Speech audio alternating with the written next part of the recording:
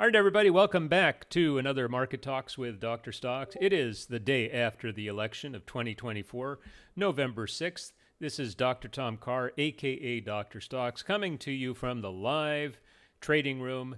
If you are interested in joining us, watching me trade throughout the day, having me tell you what I'm looking at, what I'm trading, what I'm buying, what I'm selling, my entry price, stop price, target price, and why I'm in the trade, plus a whole lot of other good stuff that goes on throughout the day. Go over to drstoxx.com, drstoxx.com, click on the live trading room button, and you'll join us from there. All right. So, election day, everything went off smoothly. Trump is the new president. The market, for the most part, likes that. There are some exceptions to that rule, but for the most part, tech is up. Small caps are way up, way up. And materials not so good, oil not so good, energy plays not so good, but Bitcoin, huge ramp, and some experimental things, and the DJT and some other things are really doing well. So here's what I want to do. Take a quick look at some of the indexes. I want to talk a little bit about the China trade and how Trump might be affecting that.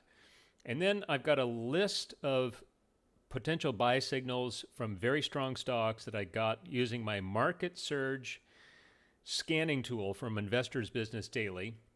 And if you're interested in taking a cheap trial of that, let me know. I can send you a link. So let's take a quick look. Let's use the futures since this includes overnight data. We've got the SPY, the S&P 500, up to new all-time highs after a slight pullback. There was a little bit of fear last week on the election, and the market just decided, hey, we're going to take whatever comes. We rallied yesterday on election day, and then overnight we got the results, and then boom, off to the races today. Big green stick. I think this is probably the biggest one-day gainer since that big bar right there. It's on very good volume. Everything looks good. This is the real deal. Does this mean we're going to continue to go up from here? Probably not. We're going to have to still price in some stuff. We've got the Fed coming out tomorrow, likely to cut rates 25 basis points. He might say some things, worrisome about the economy.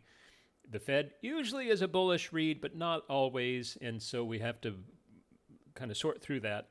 We've got a number of important earnings that are out this week, and then next week, I think, is what we're going to see is the beginning of a really good, healthy end-of-year rally, Santa Claus rally, November tailwind rally, and excitement about the future economy rally, and probably a whole bunch of bears that have to cover their shorts, and they just get squeezed. So I think we're good for the next few weeks. Not at all worried about the market going down. But we do have to be a little careful on a day-to-day basis about the market pulling back and discounting and doing some back and fill and profit taking and all that stuff. That's a typical worry in every bull market. This is good. This right here is a bullish chart. There's nothing bearish about it. Same for the NASDAQ. I have to say we're still right at the all-time high, at least for the futures. Now, the futures might be a little different from the actual index, but still, fresh breakout over last week's high, not yet a breakout to the all-time high. So we have to keep an eye on NASDAQ. If any index is going to come back in and recoil a little bit, perhaps come down and test, one of these levels here, and not likely, but it's possible that we will test a trend line down there. 50-period moving average, 21-period moving average, those are all possible. The NASDAQ 100, of course, is driven largely by the mags at the top, and there are a couple of mags this week. Let me show you real quick. A couple of mags today that aren't real happy. Facebook, not real happy, right? I mean, it is not. It's down a little bit. It's been a little bit of green. It's been quite a bit of red, and everything in between. But if we look at some of the others, Apple. Right. That's not a happy chart. That's not big green stick kind of chart. Netflix is in breakout mode, just not up very much. And Microsoft is right up against, and this is a downward trending chart. So there's a lot of There's a lot of overhead supply here. It's got a big gap it's working into. It's down below the 50, below the 200, just at the 21 EMA. All kinds of things can go wrong with Microsoft, and the earnings that it just reported last week, not so good. So not all the mags are happy, which means that the NASDAQ 100, get back to the indexes, the NASDAQ 100 is not iffy. This is a great breakout, but it just is probably going to not be quite as popular as some of the others. Now look at the small caps. Boom. Bring down the boom. This is as good as it gets. That is the biggest, I think I read this right this morning, the biggest move for the small caps in a year or maybe more. 1 day move, something like that. Big volume too. This is the real deal. This is the market saying we like the fact that Trump is going to deregulate industry, that he's going to lower corporate taxes. He's not going to give us that horrible unrealized capital gains tax that we might have gotten under the opposite side. And he's generally a bit more favorable to small business, and small business has been a struggle, right? The small caps have not been doing well all throughout the last administration. So it's time for small caps to outperform. Tom Lee is correct. Are we going to see 3,000 by the end of the year? Probably not. But are we going to see like 2,600? Probably so. Maybe more. So I like small caps. We are long small caps using a diagonal debit spread. Maybe we need to make that a little more, a little less safe and a little more risky. But go back to the wheel play that we were doing before. Lots of good premium in TNA, but we'll see. We'll take it one step at a time. This is the real deal. This is very good. If you look at the weekly chart, you're going to see that this is a major breakout. We have some up here around 2,500, right? 2,500 is the next hurdle. We're at 2,400, and if we close anywhere near here, 2,500 is a lock. We just need to know, we just don't know how long that will take. Gold is weak today, oil is weak today, and yields are way up. So bonds came way down this morning. They've been in a horrible bear market. Continuation of that today. Probably a capitulation bottom. That's my hope, because I do have some bonds in my portfolio, and they're not doing very well. This is weekly. Let's go to the daily chart. And if I show you my supply demand,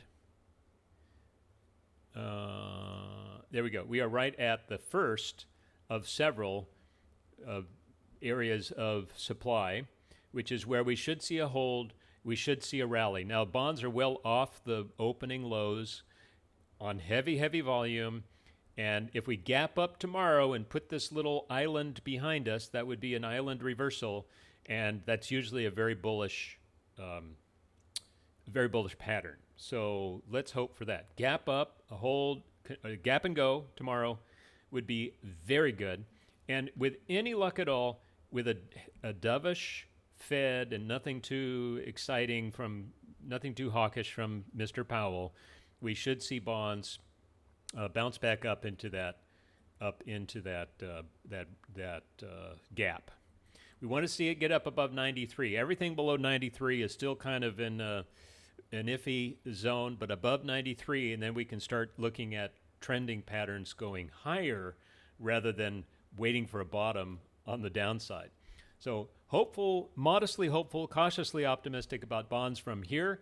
But if you're long with me, you just got to hang on and sort of bite the bullet. And heck, we're making so much money and all sorts of other things that you hardly feel it. But and we should be okay longer term. If you are not in bonds and you wanted to take a longer term, low risk position, I think today is probably a pretty good day. This may be the best level that you're going to see in months and months for the bonds. All right, let me look at, let me go back over to, let me just do this one thing real quick. I'm going to take a screenshot of two charts, and then I'm going to pull that screenshot over. if it comes up. That's not working for whatever reason. Oh no, here it is. Here it is. I'm sorry. Okay, this is the chart I wanted to show you. So, a friend of mine over on Twitter, a professional trader in my pro trader group, he noted, I mean, there's a whole question, is Trump bad for China because of his tariffs? He wants to put heavy tariffs on China, which will increase the prices of Chinese goods, but also make our American goods a lot more appealing. And then, you know, big corporations like Apple start to pull back their production from China and start making products again in America, and it's very good spillover effect for the rest of the economy, but could be short-term negative for China. So if that's the case, because Trump did put on tariffs back in his first administration, what happened to Chinese stocks? Well, look, here's the first administration.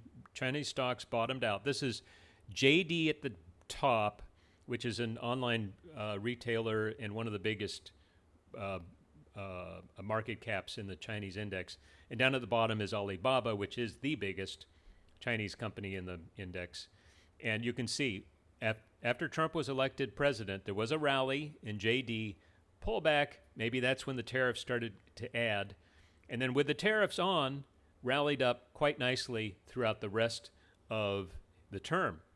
Biden elected here at the top. Notice what happened under Biden. Chinese stocks crashed. I mean, really crashed, right? The Chinese market was horrible under Biden.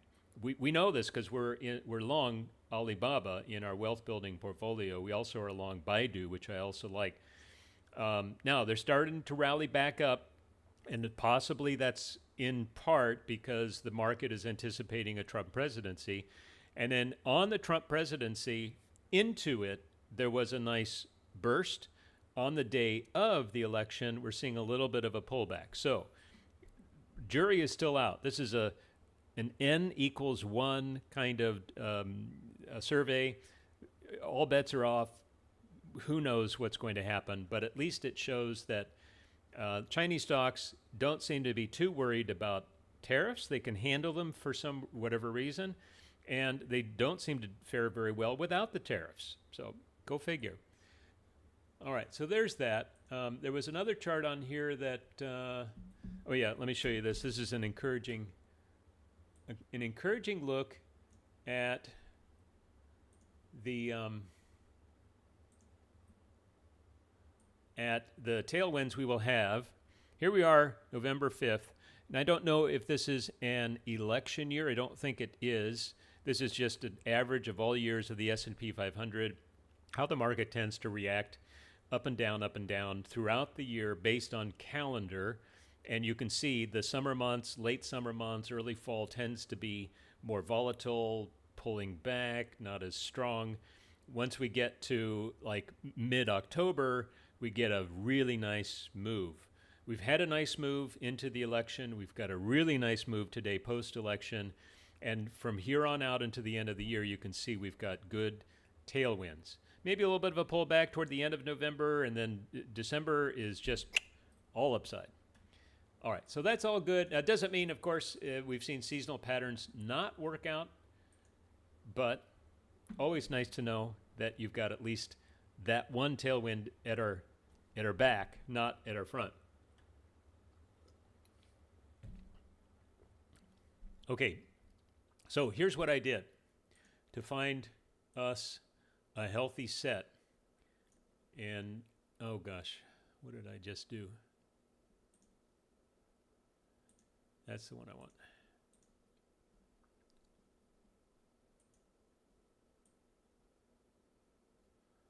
Pull it down into the view here. Okay, so this is the Market Surge charting and scanning and research tool. It's got all kinds of bells and whistles in here. It's a very good product in my opinion, and I am a partner with Investors Business Daily, and this is my favorite product.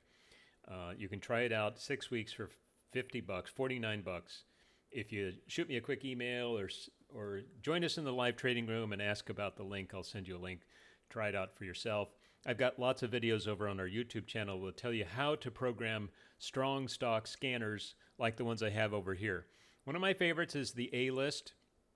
I won't give you all the parameters this time, but you're going to find here top IBD metrics for growth, sales, margins, return on equity, and a variety of other things.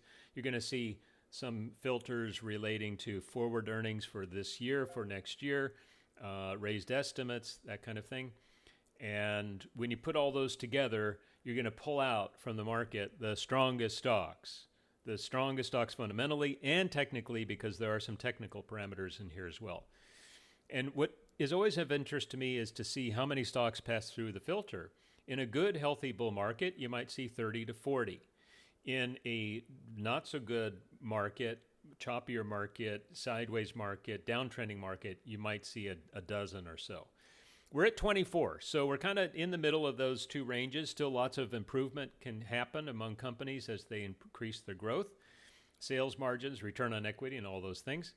And we've got a good list. We've got a really good list. It's also of interest to me to see what sectors these guys are in, because those tend to be the leading sectors of the market. So we've got gold miners. We've got a couple of experimental biotechs. We've got fintech.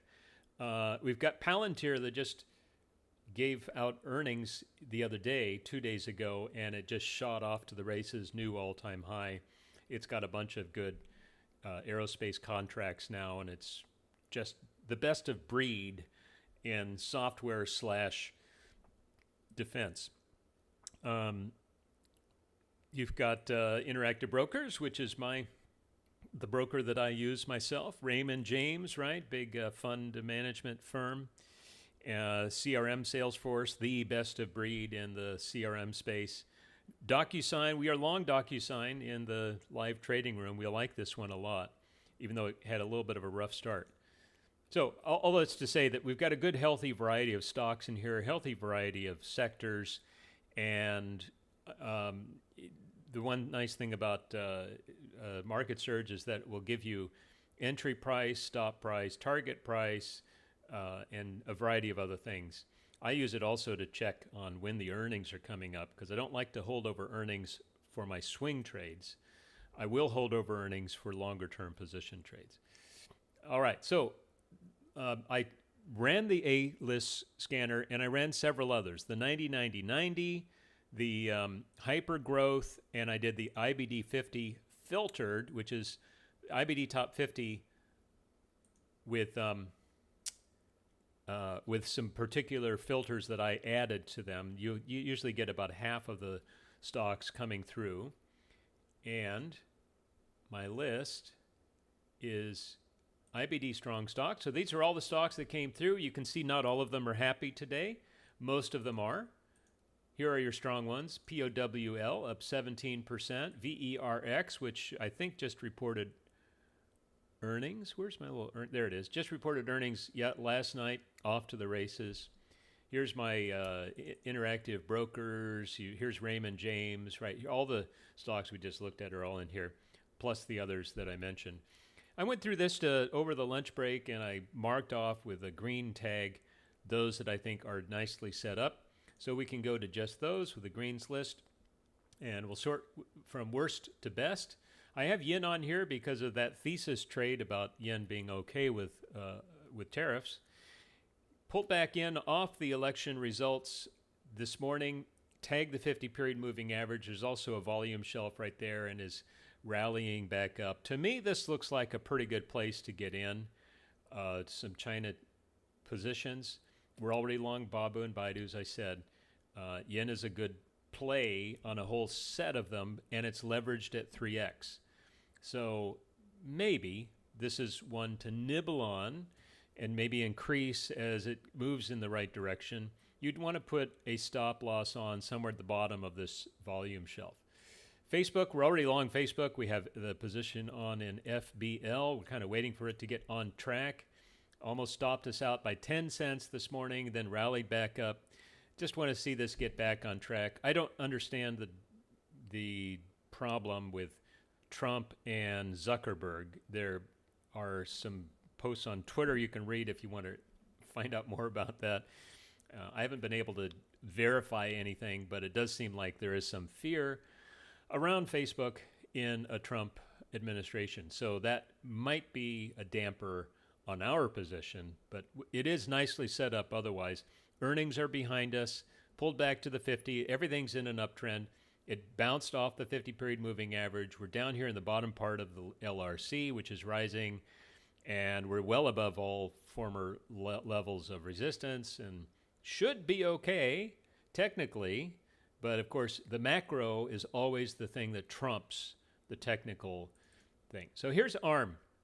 Boy, do I like this, and if it weren't for earnings, I would be in this one already. It reports tonight, could be a total bust. So last time it reported earnings, it was a beat, and it gapped way down. Prior to that, it was a beat, and it gapped down. Prior to that, it was a beat and gapped way up. And I kind of think, I mean, just flipping a coin, we've had two tails so far. Let's hope for a heads. May just nibble, just a fun little fun money trade, which could be a total disaster tomorrow, or it could be up here at 170. Don't know the answer to that. Haven't dug down into it. I'll tell you what, one thing we could do, this gives us a little bit of an edge. Tiny, tiny edge, and I wouldn't really be trading on this necessarily. Oh, and by the way, let me just do a little bit of bragging. So I manage a portfolio of option trades over on MarketFi, and I started this 7 years ago. Oops, where's my... I started this 7 years ago with an account. Oh, shoot, it's not showing me that. Experiencing issues. Anyway, we started with $100,000 7 years ago, and we're up to 18 million now. We added 1.4 million just this week alone. Palantir was a big part of that, I have to say. Okay, so where was I going? Oh, yeah, TipRanks. Okay, so TipRanks is an interesting site. It gives you analyst assessments of stocks, buy, sell, hold, and their price targets. And if you dig down, you'll get some of the reasons for the trade. And it ranks these analysts based on how accurate they are. So you've got 7,000 analysts that are out there professionally doing their thing, and only 25 of them are worth following. 25. And even some of those 25 aren't that great. You can follow the top 5 or 6, and these are guys that are about 75% accurate or better and are averaging 30% or better for each of their buy signals. So that's pretty good, right? That's pretty good. You could make a very good living off of 30% every year. So what I like to do is type in, what was the ticker symbol we were looking at? It wasn't DocuSign, it was ARM. And, okay, so not real good on the analyst side, right? It's just a moderate buy of 10 analysts that follow. The price target is not very good as far as upside. Now, the one potential way to salvage this is to find a 5-star analyst that is on a buy recently, who has a very good track record. 5-star analyst. This guy is a 5-star analyst, but still 63% success rate, 21% average return. Not in the top 5 for sure. And he's at a buy, but he doesn't even have an upside target. Here's another guy from Citigroup, 5-star analyst, 60%, 16%, not that great. He does have an 18% upside with a buy that was done about 2 weeks ago. Not horrible, but not enough to really get me in and take that risk. So I'm going to pass on ARM, but that is one way that you can kind of add a little bit of extra edge. We'll see where it goes. We'll see if I was right in my instinct, that my gut telling me that ARM's going to go up on earnings, and I don't have any empirical evidence to suggest that it will. It's just more of a feeling. Anyway, let's just see where that goes tomorrow. We'll do a paper trade on it. I like Shop. Shop does have earnings in a couple of days, Tuesday next week. It's already Wednesday this week. It is in breakout mode. We could just do a little bit of a trade, but frankly, I don't think it's going to go that far between now and earnings, so not really a good risk to reward ratio. Let's see what it does after earnings, and then we'll go from there. AVGO is one that we popped out of at the beginning of today. We took our profits on it. We had been a little bit underwater on it. Now we were able to take a good profit. It was below our target, but that's just the way we trade. And we can always jump back in again if we want to. But my sight is on this one, swapping out PANW this Friday and putting in AVGO as a longer term, at least until earnings, a diagonal debit spread. We just went long Kava as a little short-term trade into earnings. This is the one that does look pretty good for some upside into earnings. It just has to get past this little volume shelf, and 140, 142, 143 is probably where it will be by the time we get to earnings. We are long DOCU and a diagonal debit spread. It's off to the races. It probably won't hold these highs for that long. It is a volume shelf, and it's right there. But for on Friday, what we can do is we can come down a little bit in our strike, take on a little less risk, earn a little bit less profit, but we give ourselves some downside protection. The problem with these diagonal debit spreads is that we're now going to get so far away from our long put that we're taking on too much risk, and we have to be a little careful with this. We might need to sell our long puts for a loss and then reprogram higher, or we can just take our profits, cut our losses, and find some other stocks that, like MU, I think is still a pretty good candidate going forward. I like NVIDIA as well. We might put on NVIDIA itself or NVDL. We are long NVDL in our swing trades. Don't really want to sell it if I don't have to, because I do think that while it's going to get up into the blue zone, it might cool off a little bit there. Of all the semiconductors, this one is, of course, the best of breed, and it is a fresh breakout, and it's been kind of a bit of a laggard, right? All this area in here was flat, and then it went down, and it's been lagging behind. The SMH, you look at the SMH, which is the index, not that great, right? QQQ is up at all-time highs, testing them today. Semiconductors, nowhere near that, and we've also got a downtrending LRC. This is good, this little, right? We're right up against a little bit of a consolidation. And that looks pretty good for a potential breakout. But we do have ARM, we've got Qualcomm, we've got another big semiconductor that is reporting earnings this week, next week, and all kinds of things can happen.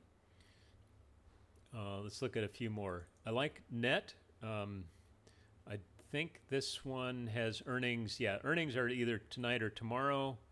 They are tomorrow. We don't want to get in ahead of earnings, but after earnings, we'll take a look at that. Nice fresh breakout. I like this MedTech play. Earnings are tonight. If they weren't tonight, we'd be in it. There's so many I could say that for. Great setups, fresh breakout, lots of good upside, but they've got earnings tonight or tomorrow. Don't want to do that. But this looks very, very good. Fresh breakout. It's a strong MedTech play, good fundamentals, good growth. Oracle is a possibility. So earnings are a ways out. So we've got some time. It is a fresh breakout today. We are in the upper half of the LRC, but we're not yet to the blue zone. So this has, some potential to get up here at about 195, and it's only at 180. So that's one that I would like to get in before the end of the day. Let's take a look at Oracle. It's kind of mixed, right? Moderate buy. Here's a 5-star with a very recent buy, 202 upside. That's bigger than I think it's going to go, so that's pretty good. Here's another 5-star with almost a 20% upside. That's very good, and he just raised his price target from 175 to 216. That's excellent. And then some 5-stars down here, they're just at buy or hold. So it's a little bit of on the mixed side, but not enough to kind of put me off. It's just hard to find a strong stock, B, a fresh breakout, and C, good potential for upside, and D, earnings aren't this week or early next week. Put all four of those things together, you've got just a handful of stocks. There aren't many of them out there. This is one that some of my subscribers are in. It's been a great move for us. It does have earnings tonight, so we're getting out of it at the end of the day today. Upstart, fresh breakout, earnings coming up. VRT, fresh breakout, all-time highs, earnings are behind us. This is another one that has some potential for upside. So it's down here at 118. Up into the blue zone would be about 130. That's not huge, but it is something, and we could probably leverage that. Very strong stock, very good volume balance, stacked MAs, everything looks very good for this one. 4 is a little payment processor that software play that also is showing fresh breakout.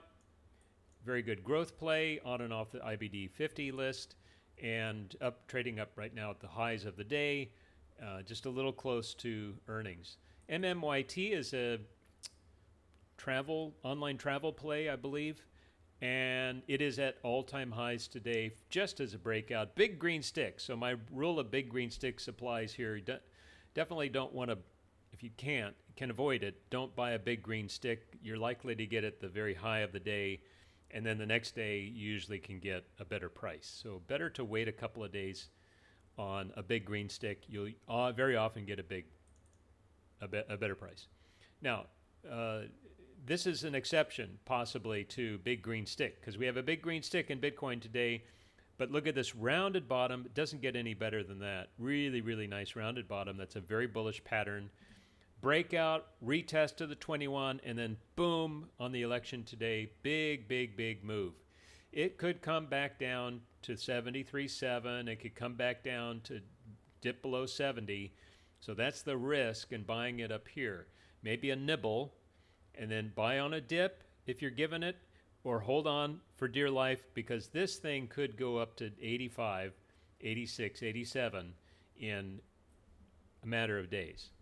And I wouldn't really want to miss out on that move. I wish every time I look at it, it's just higher. I should have bought it this morning, doggone it. Anyway, that's one possibility. We were in UDOW, which is the Dow Jones Industrials 3X Bull Fund. We sold it at the open today thinking, it was a nice profit, really nice profit. We were holding it underneath water for a little while, thinking that it was going to be a gap and crap today, and it was a gap and go, especially for this index. And anyway, it's so good. It's not a buy way up here. That could be a potential island reversal if it gaps down tomorrow. If we close on the highs today, gap down tomorrow is not a definite, but a likely possibility. MSTR is another way to play Bitcoin. Yesterday, the day before, that was the time to buy it. I wouldn't really buy it up here. It's been lagging Bitcoin the last few, if you look at it on a percentage base, it's been lagging Bitcoin, even though it's pretty much of a pure play on Bitcoin.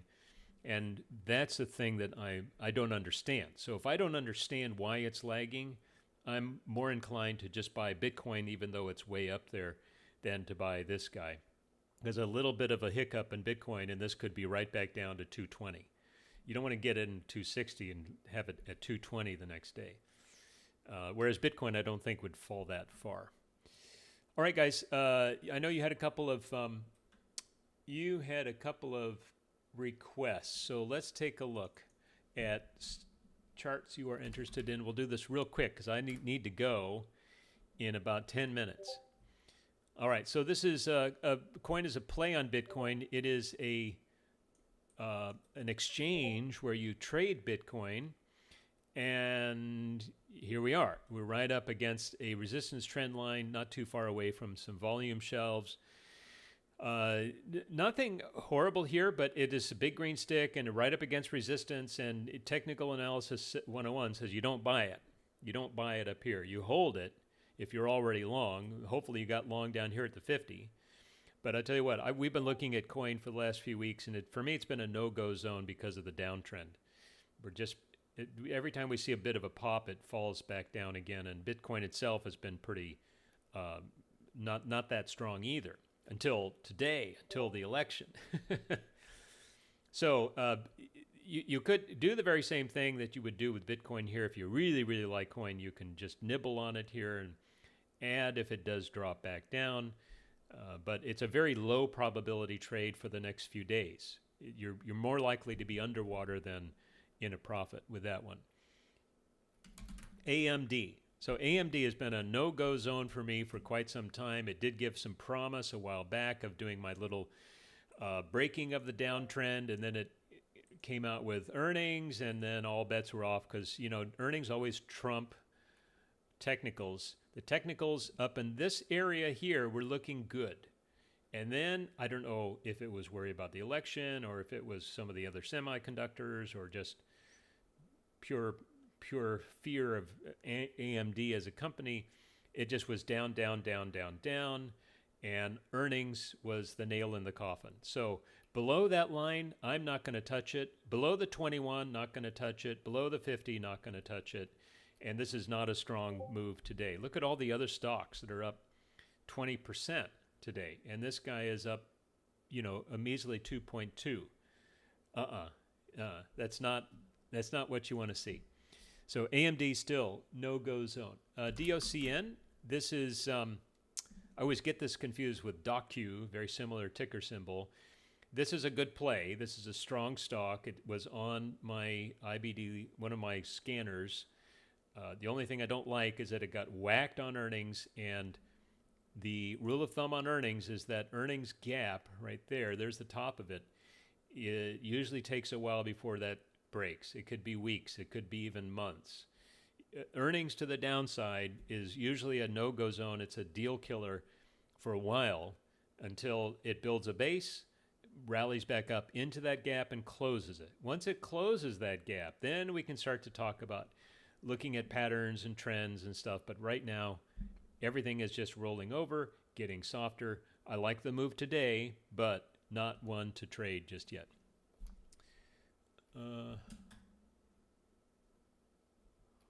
Let me see what else. Is GTC a ticker symbol? I think you mean GCT, right? That's the software play that was a big high flyer and a great Momo play for a while, and then for whatever reason it just fell out of favor, and it's still, in my opinion, a no-go zone, and it is flagging earnings tonight. So it's going to have to overcome all kinds of negative resistance.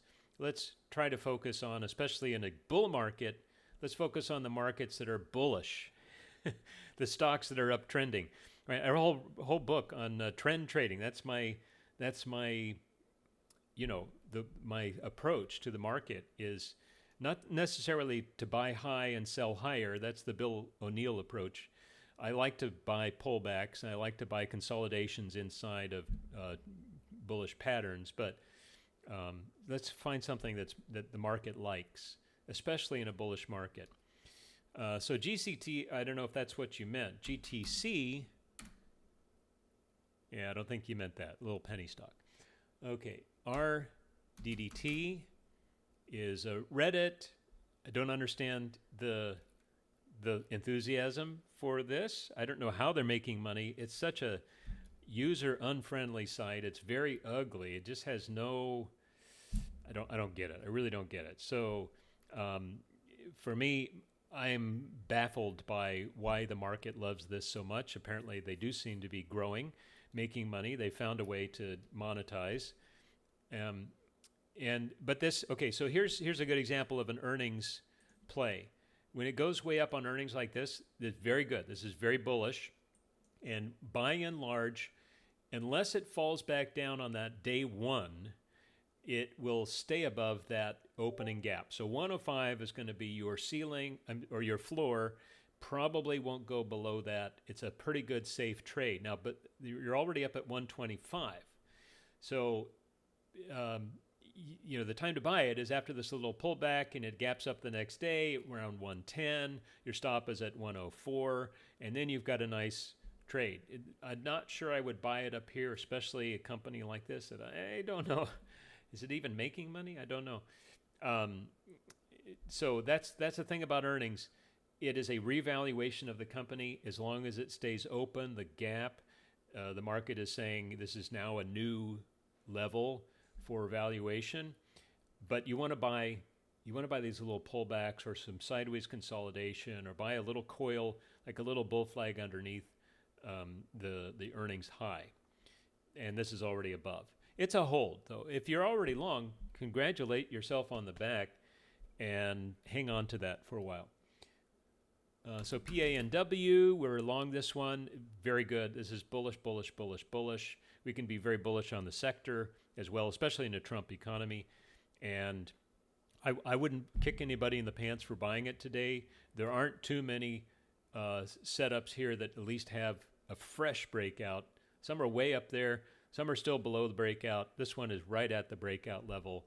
That's a good place to be. You've got earnings in a week or so. I plan to close out our long position in PANW this Friday and roll those profits into something else. But I like it. I still like it. LCID. So this is a EV maker, right? I keep seeing Rivian trucks all over. We live near Naples in Florida, and it's a pretty good place to look for car trends. And Rivian, I keep thinking it's going to do well because I keep seeing more of them around, and still hasn't caught traction. So EV maker is just the opposite of a Trump trade, right? This is an anti-Trump trade. It's been selling off into the election because Trump is more likely to reduce tax credits for electric vehicles, and I'm hoping this is an electric vehicle maker. Maybe I'm totally off track.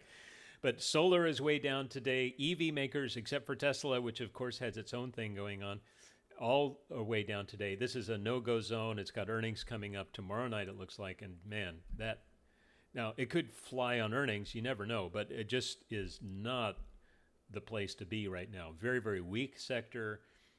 Doesn't have the macro that it needs from the administration, from the government, and just better to avoid it. DJT is a short. Well, it's a big gap and crap today for sure. We were looking at this one yesterday because it was right around 40, and you could sell the 30 put for this Friday, which is 2 days away, and make $500. You could sell the at the money strike and make $1,000. All it had to do was stay above 40 or just stay above 30 by the Friday. And then just shortly after I said that, it dropped all the way down to 31. Something happened. I don't know what it was, some kind of headline, and inexplicably dropped so fast and then bounced back up. It was like 34 by the close. Gapped up to 42 today on the election, right back down again. I could see this as a little lotto short. You don't want to really buy puts on this. The implied volatility is so massive, just not worth it. But a handful of shares on the short side, I could see it. It's a totally worthless company, as far as I know. I mean, I could be wrong. I don't know how they're going to leverage the CEO and the owner also being the president of the United States. You'd think that they would be able to in some way, but I don't know anything about the company other than it's some kind of a social media shell company. And frankly, other than day trading it, maybe a little fun money trade overnight, I wouldn't be trading it. Not my kind of thing. Let's do one more and then I better go. INTA. Yeah, big green stick, big breakout today. Nice looking move after earnings. I'm not sure how much upside is left. So that's the only thing, big green stick. Let me see if I can find another example. Here's a good one, right? Big green stick, new multi-week highs, and then the next day you get a better price. And then it was a gap up a few days later and sell off from there. So just be a little wary. Here's a big green stick. You could have gotten about 40% cheaper the next day. Big green stick could have gotten in at the lows the next day. So just be careful with big green sticks. That's my general rule. Here's another good example. But man, that's a good-looking chart, very bullish. And guys, I'm going to have to go. So I'm going to wrap it up here. God bless everybody. Let's go market. Let's go profits. We're having a great day today. I think one of the best maybe this year as far as our whole overall portfolio going. And God bless. We will see you back in the room in just a little bit, but I'm out of here. I will be back in the room this evening to update our opens. All right. Bye for now.